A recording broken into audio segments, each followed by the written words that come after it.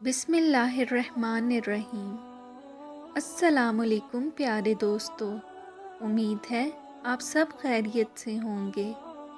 دوستو، آج کا واقعہ ایک شخص کی سخاوت کا واقعہ ہے۔ امید ہے آپ سب کو پسند آئے گا۔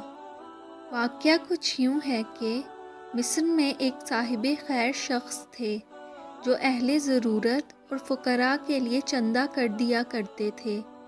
جب کسی کو کوئی حاجت پیش آتی تو وہ ان سے کہتا، وہ لوگوں سے کچھ مانگ کر اس کو دے دیا کرتے۔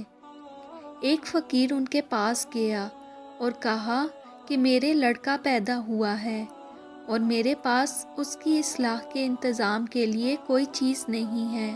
یہ صاحب اٹھے اور لوگوں سے اس کے لیے مانگا، لیکن کہیں سے کچھ نہ ملا کہ جو آدمی کثرت سے مانگتا رہتا ہو اس کو ملنا بھی مشکل ہو جاتا ہے۔ یہ سب سے مایوس ہو کر ایک سخی کی قبر پر گئے اور اس کی قبر پر بیٹھ کر یہ سارا قصہ بیان کیا اور وہاں سے اٹھ کر چلے آئے اور واپس آ کر اپنے پاس سے 1 دینار نکالا اور اس کو توڑ کر 2 ٹکڑے کیے اور ایک ٹکڑا اپنے پاس رکھ لیا اور دوسرا اس فقیر کو دے دیا کہ یہ میں قرض دیتا ہوں، اس وقت تم اس سے اپنا کام چلا لو، جب تمہارے پاس کہیں سے کچھ آ جائے تو میرا قرضہ ادا کر دینا۔ وہ لے کر چلا گیا اور اپنی ضرورت پوری کر لی۔ رات کو ان صاحب دینار نے اس قبر والے کو خواب میں دیکھا۔ وہ کہہ رہا ہے کہ میں نے تمہاری بات تو سن لی تھی مگر مجھے جواب دینے کی اجازت نہ ہوئی۔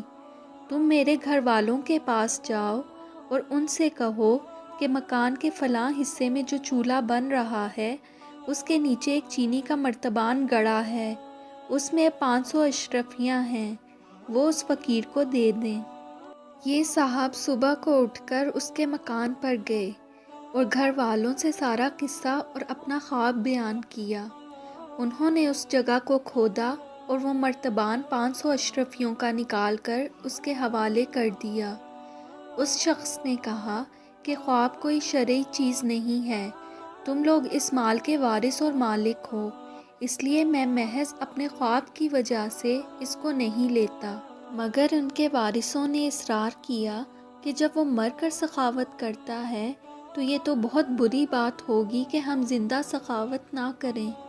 ان کے اصرار پر اس نے وہ اشرفیاں لے کر اس فقیر کو دے دیں اور سارا قصہ سنایا۔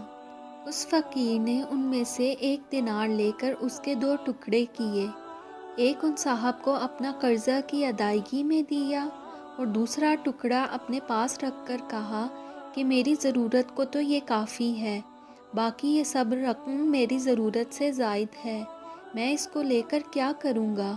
وہ سب فقراء پر تقسیم کر دی۔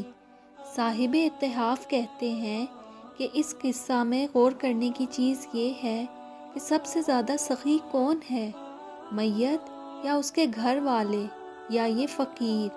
اور ہمارے نزدیک تو یہ فقیر سب سے زیادہ سخی ہے کہ اپنی اس شدت حاجت کے باوجود نصف دینار سے زیادہ لینا پسند نہ کیا۔ تو دوستو، یہ تھا آج کا واقعہ۔